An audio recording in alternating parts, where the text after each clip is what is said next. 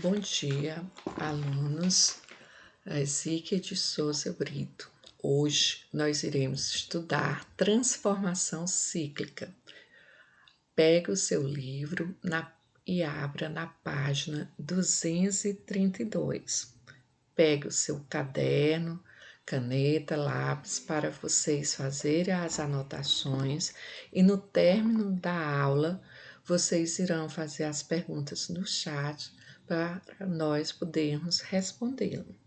Então, faça suas perguntas, suas dúvidas, não deixe apenas para no dia da prova.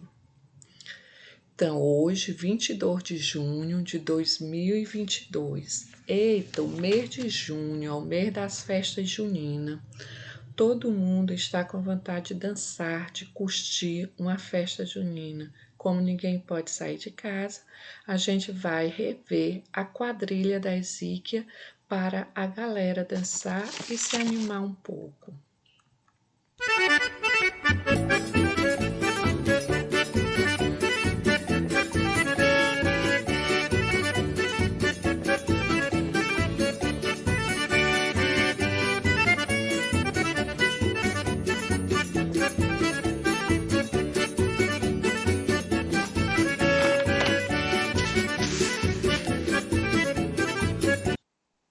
Eita, pessoal que gira igual as máquinas, rodam no sentido horário, no anti-horário, realizando um belíssimo trabalho. Os alunos da ESIC devem se alimentar bem para poder armazenar energia para gastar na hora da dança. Eita, saudade danada! Mas vamos agora estudar, né? Transformações cíclicas. Círculo ou transformação cíclica de uma massa gasosa é uma sequência de transformações gasosas em que, ao final de cada transformação, o gás retorna a seu estado inicial de pressão, temperatura e volume. Portanto, o estado final coincide com o estado inicial. Vamos observar o gráfico. Na vertical, temos a pressão, na horizontal, volume. Então, o processo está sendo realizado de A a B. De A a B, nós temos uma expansão isobárica. Isobárica, pressão constante. De B a C, nós temos uma transformação isocórica, que é volume constante. Mas nesse círculo de ABC, CAA, forma-se uma figura plana. Essa figura plana é um retângulo. Como nós calculamos a área de um retângulo? É base vezes altura. Então, isso daí, o trabalho vai ser igual à área do retângulo. Considere agora que o gás volte ao seu estado inicial, realizando uma transformação de C a A, ou seja, está no sentido anti-horário, onde realiza uma compressão isobárica de C a D, em seguida de um aumento isocórico de D a A, como mostra o gráfico abaixo. Então, novamente, na vertical, pressão, na horizontal, volume. Então, de C a D, uma compressão isobárica, e de D a A, uma transformação isocórica. Então, está no sentido anti-horário, então o trabalho realizado será um valor negativo, ou seja, o trabalho é menor do que zero. Ao final do processo, o gás completa um círculo A, B, C, D, A, fechando no A. Ponto que iniciou, terminará, onde o trabalho realizado é a soma algébrica dos trabalhos realizados nas diferentes etapas do círculo. Então, o trabalho total será o trabalho 1 mais o trabalho 2. Círculo ABCDA é a área pintada, é numericamente igual o trabalho realizado, só que o trabalho 1 é maior do que o trabalho 2. Trabalho 1 é no sentido horário, o valor é positivo. Trabalho 2 é no sentido anti-horário, então o valor negativo. A quantidade de calor total trocada em todo o círculo também é dada pela soma algébrica das quantidades de calor trocada em cada etapa do círculo, ou seja, quantidade de calor total é igual a quantidade de calor no processo AB mais quantidade de calor no processo BC mais quantidade de calor no processo CD mais a quantidade de calor no processo DA. Na transformação cíclica, o estado final é igual ao estado inicial. Implica que a variação da energia interna é nula. ΔU é igual a zero. Sabendo que, na primeira lei da termodinâmica, nós temos variação da energia interna é igual a quantidade de calor menos o trabalho. Então, temos que o trabalho é igual a quantidade de calor, que a variação de energia é zero, aí fica uma equação de primeiro grau, incógnita para o primeiro membro, números para o segundo, com menos o trabalho passa para o primeiro membro, mais o trabalho. Então, o trabalho é igual à quantidade de calor. Sinal do trabalho. Se a transformação for realizada no sentido horário, como mostra o gráfico, há uma conversão de calor em trabalho, ou seja, o trabalho é maior do que zero. Este círculo é importante nas máquinas térmicas, como, por exemplo, as máquinas a vapor. As máquinas a vapor, como o professor João falou, as primeiras invenções e na Revolução Industrial foi o grande efeito da física dos cientistas da época. Se a transformação for realizada no sentido anti-horário, como mostra o gráfico, existe uma conversão de trabalho em calor, ou seja, o trabalho é menor do que zero, ou seja, um valor negativo. Aqui podemos observar que está de B a A, de A a B, sentido anti-horário.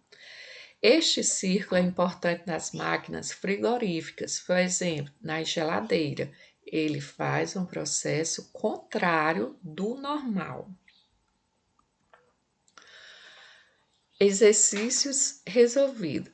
A primeira aqui no diagrama, pressão vezes volume, a seguir, 4 processos termodinâmicos cíclicos executados por um gás, com seus respectivos estados iniciais, estão representados o processo no qual o trabalho resultante realizado pelo gás é menor em.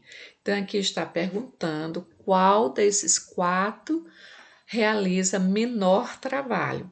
Então, lembrando, para nós calcularmos o trabalho de uma figura plana, nós calculamos a área. Professora, e quais são os números aí? Vamos ver, aí está dividido. A figura I, na horizontal, é 1. Na vertical, vale 4. Na figura J, vale 4 na horizontal e 4 na vertical. O círculo, a gente tem de observar o raio, então é 1, o raio é 1. Na figura L, nós temos um paralelograma, então na horizontal nós temos 2 e na vertical 2 também.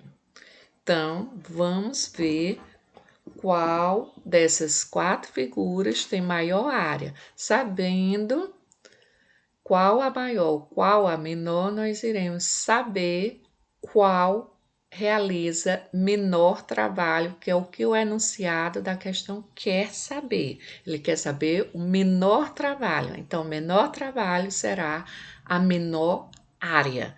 Então, para isso, nós precisamos calcular a área de cada figura. Primeira, nós temos a área da figura I, que é um retângulo. Lembrando da fórmula, é base vezes altura. Qual o valor da base? 1. Altura, 4. Então, 1 vezes 4, 4. Muito bem, guarde aí o resultado. A área da figura I corresponde a 4. Na área da figura J era um quadrado. Então, a fórmula do cálculo de uma área de um quadrado, vamos recordar, é lado vezes o lado, ou seja, a área é igual ao lado ao quadrado. Qual era o valor do lado? 2. 2 ao quadrado é 2 vezes 2, 4. Então, a área J também é igual a 4. Vamos para a terceira. A área da figura K, que era uma circunferência de raio 1. Então, a área de um círculo nós calculamos πr ao quadrado. Lembrando, o valor do π é 3,14. O valor do raio, 1. 1 ao quadrado é 1. Quanto é 3,14 vezes 1? 3,14. Então, a área da figura K, 3,14. A área da figura L era um paralelograma. Então, a área da figura é a base vezes a altura. Qual era o valor da base? 2. Qual era o valor da altura? 2. Então, 2 vezes 2, 4. Muito bem. Agora, vamos recordar o valor de cada área de cada figura. A área da figura I era um retângulo, 4. A área da figura J era um quadrado, 4. A área da figura K era uma circunferência, 3,14. A área da figura L era um paralelograma, valor da área, 4. Então, o menor trabalho é o círculo K. Então, qual era a alternativa correta? C. Muito bem. Então, nós vimos aí, para nós calcularmos o trabalho de figuras planas no gráfico, nós teremos de calcular a área. Então, o trabalho é igual à área de cada figura plana.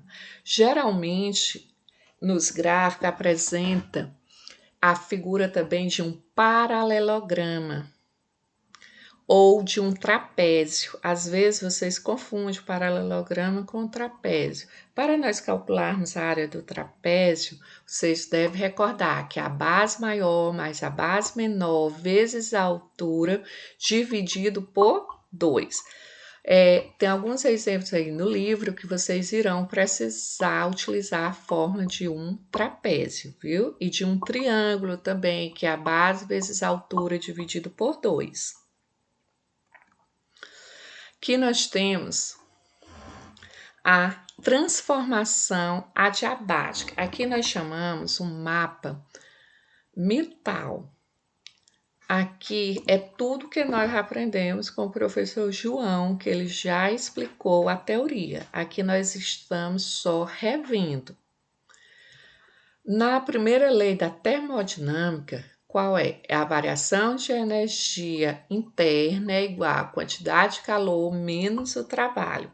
Mas em uma transformação adiabática, sabemos que a quantidade de calor é igual a zero, não a troca de calor, né?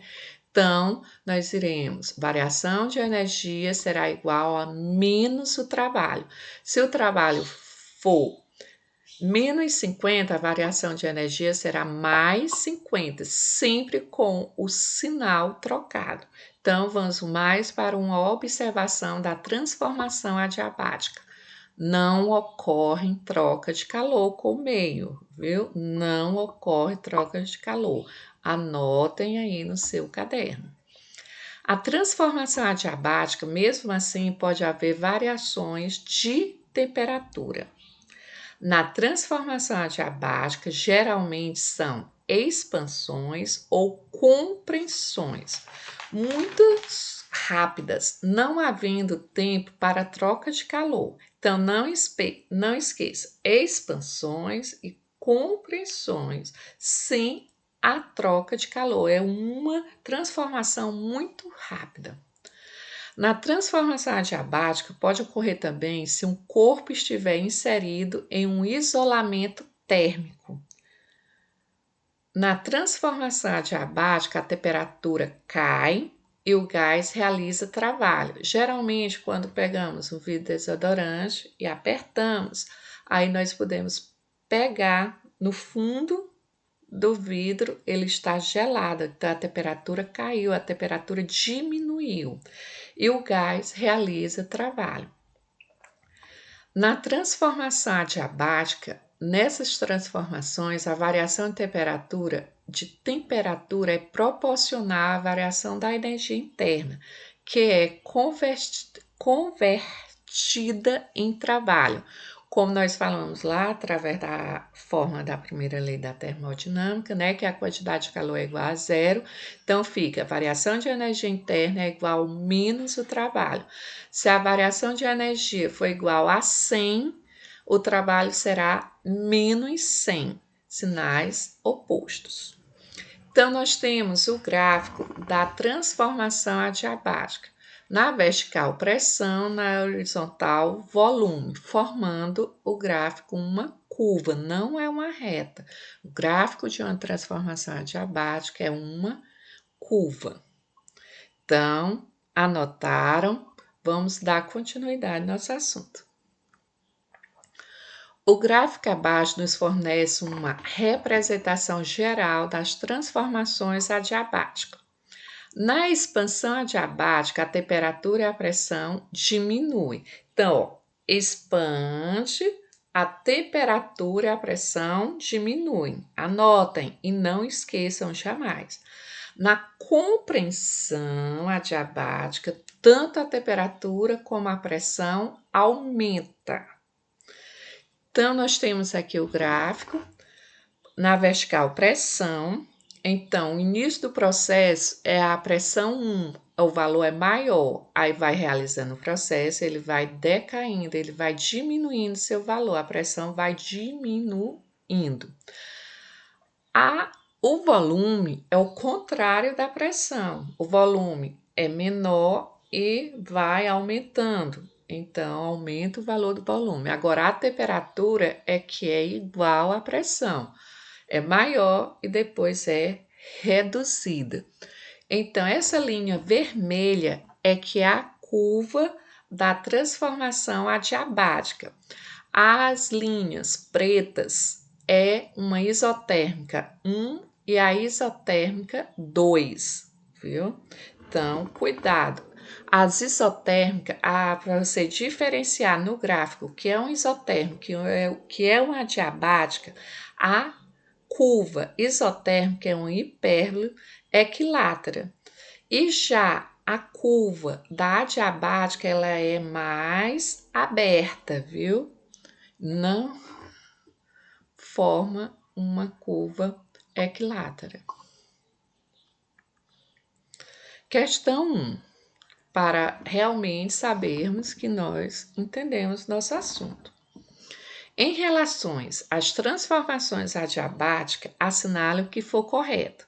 Nas compressões adiabáticas, nós acabamos de falar, a temperatura e a pressão dos gases diminuem? Não, elas fazem aumentar. Então, a letra A está errada. Letra B, nas expansões adiabáticas, a temperatura e a pressão dos gases aumentam? Errado, nós acabamos de falar, eles fazem diminuir. Letra C, nas transformações adiabáticas, a troca de calor entre o gás e o meio externo é nula. Devemos lembrar o que foi que nós falamos. Toda transformação adiabática ocorre sem que haja troca de calor entre o gás e o meio externo. Então, essa letra C faz sentido. Vamos continuar a letra D. Nas transformações adiabáticas, a temperatura do gás permanece constante. Olha o que nós falamos. Temperatura pode variar. Então, a letra D está errada. Letra E. Em uma expansão adiabática, a energia interna do gás tende a aumentar. O que foi que nós falamos? A energia de um meio externo, portanto, sua energia interna, ela diminui, ela não aumenta, é uma expansão. Agora, se fosse uma compressão, era que ela iria aumentar, mas aqui está falando expansão, então ela diminui a energia interna. Então, qual é a alternativa correta? C. Nas transformações adiabáticas, a troca de calor entre o gás e o meio externo é nula. Vamos para a segunda.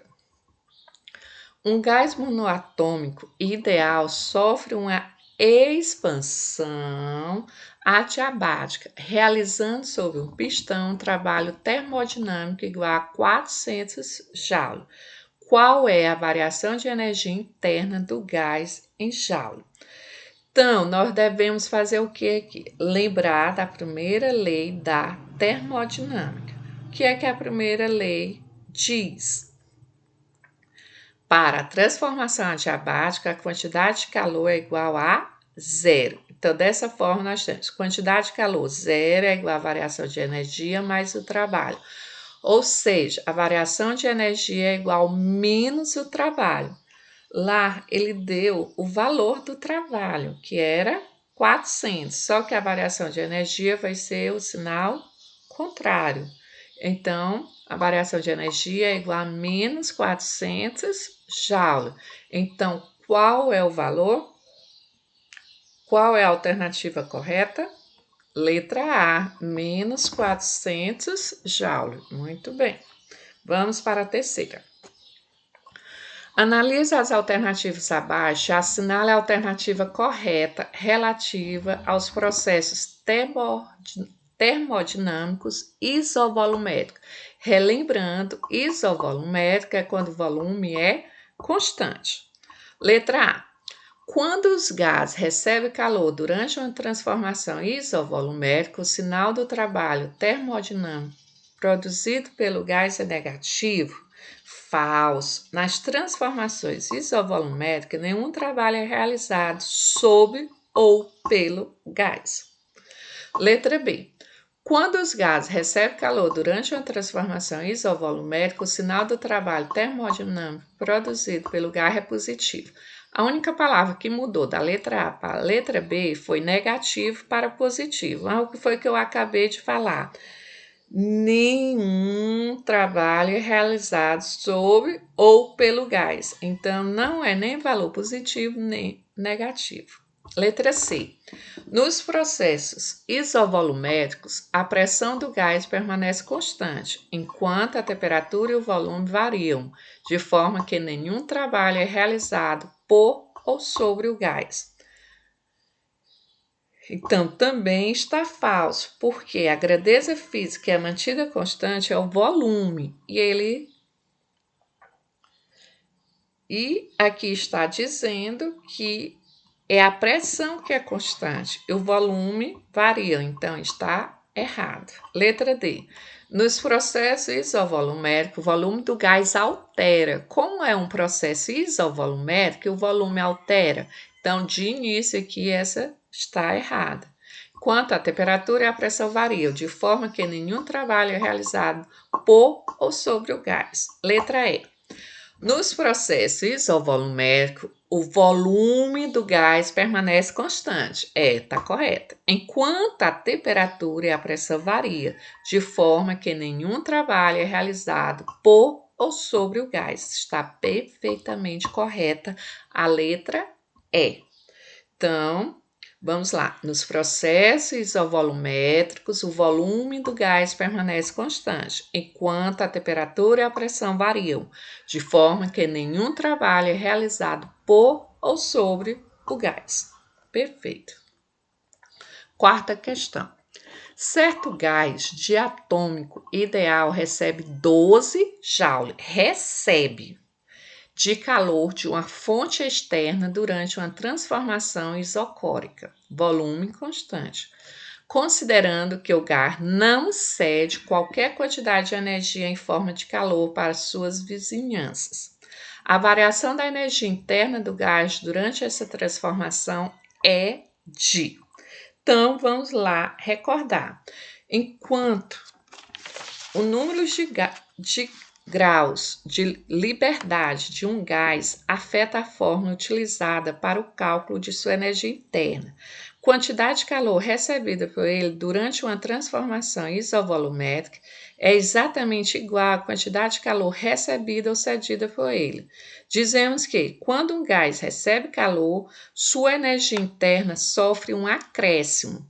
Portanto, apresentará sinal positivo. A primeira lei da termodinâmica para os gases ideais que sofrem transformações isovolumétricas é dada por variação de energia igual à quantidade de calor. Dessa forma, a variação de energia interna do gás é dada pela própria quantidade de calor por ele absorvida, que é mais 12 Joule. Então, a resposta correta é a letra C. Muito bem. Aplicações das máquinas térmicas ao cotidiano. Nós temos aqui refrigeradores. Nós temos o condensador, o evaporador, o gás e o compressor.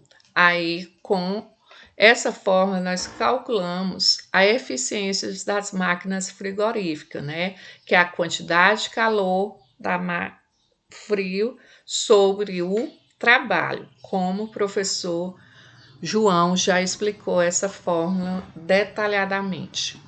Funcionamento dos refrigeradores é baseado no princípio da transferência de calor de uma fonte fria para uma fonte quente.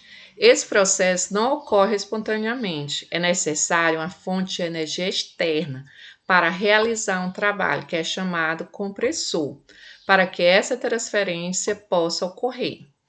As partes principais de uma geladeira doméstica são compressor, condensador, válvula e evaporador. Ele tem a função de aumentar a pressão e a temperatura do gás refrigerante, fazendo-o circular pela tubulação interna do aparelho. Quando o gás passa pelo condensador, perde calor para o meio externo, liquefazendo-se, ou seja, tornando-se líquido. Ao sair do condensador, um estreitamento da tubulação provoca uma diminuição da pressão. Assim, o elemento refrigerante, agora líquido e sob baixa pressão, chega a serpentina do evaporador, se valoriza e assim retira calor da região interna da geladeira. É importante notar que o evaporador está instalado na parte superior da geladeira. A partir desse ponto, o círculo se reinicia e o gás refrigerante é puxado outra vez para o compressor. Agora, as turbinas a vapor. Reatores de água pressurizadas são os mais frequentes, com 226 em serviço no mundo. Utiliza a água a elevada pressão como meio permutador de calor. O moderador também é constituído por água a elevada pressão. O combustível é urânio ligeiramente enriquecido, podendo eventualmente ser usado misturado por plutônio. Os reatores de água fervente, existem atualmente 93 reatores desse tipo em serviço, sobretudo na Alemanha, Japão e Estados Unidos da América. O meio permutador de calor é a água, que atua também como moderador. Esta entra em ebulição e seu vapor aciona diretamente a turbina. O combustível usado é urânio ligeiramente enriquecido. Nós temos aqui o motor de combustão interna, né? Temos as válvulas, a admissão, o bloco do motor, pistão e o óleo. Os meninos aí que trabalham nas oficinas de moto, isso daqui eles utilizam demais. Chega e diz assim, olha, a válvula aqui está com algum barulho. Aí eles consertam, mudam de válvula para poder funcionar corretamente os nossos motores. Nos motores de 4 tempos, o pistão animado de movimento alternativo recebe energia durante o tempo de combustão, executando as funções necessárias. A realização da mesma nos outros 3 tempos. Um sistema manivela transforma o movimento alternativo em movimento de rotação. O primeiro tempo é de admissão. Nele, o pistão, deslocando-se no sentido de aumentar o volume, aspira o ar ou mistura o combustível através da válvula de admissão aberta por um mecanismo apropriado.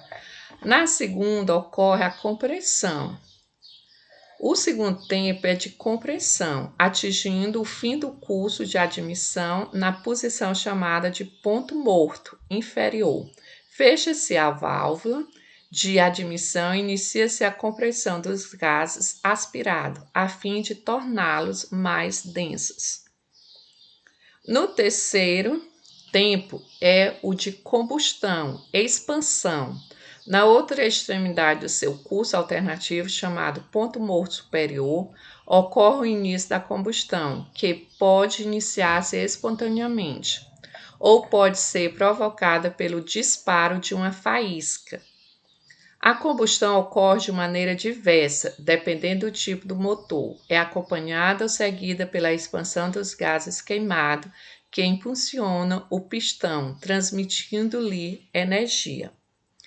O quarto tempo é o de escapamento, atingindo novamente o ponto morto inferior. A abertura da válvula de escape, comandada no instante adequado, permite o escoamento dos gases queimados, igualando a pressão no cilindro com a pressão ambiente. Em seguida, o pistão empurra a maior parte dos gases que permanecem no cilindro em direção à tubulação de escape, repetindo-se a seguir o tempo de admissão.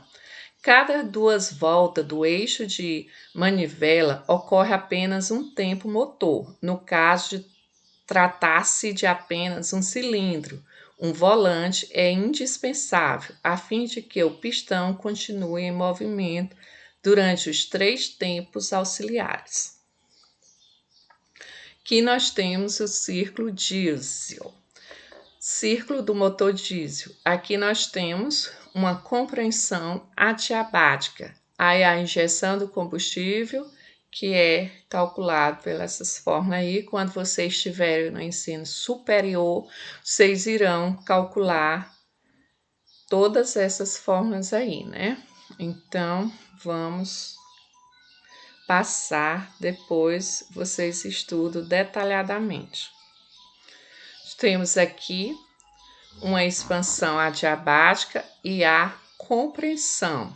Então, no A a B, de B a C, de C a D e de D a A. Então, essas 2 curvas aqui, né, uma é a expansão adiabática e a outra é a compressão que nós estudamos. Então, todos os motores fazem esse processo. E para nós sabermos que o motor está realmente funcionando, nós calculamos o rendimento, como o professor João já explicou. Então, aqui nós temos o experimento em sala de aula, colocar o ovo dentro da garrafa. Vamos ver aí as meninas colocando.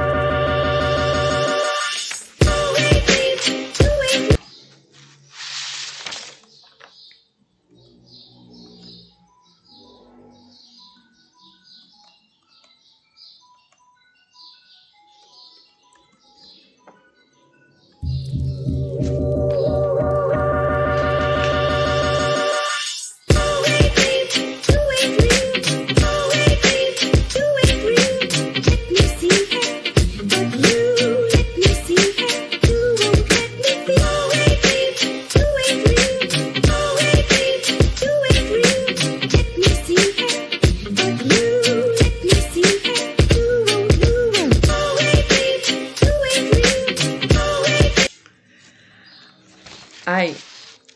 as meninas conseguiram colocar o ovo na garrafa sem queimá-lo.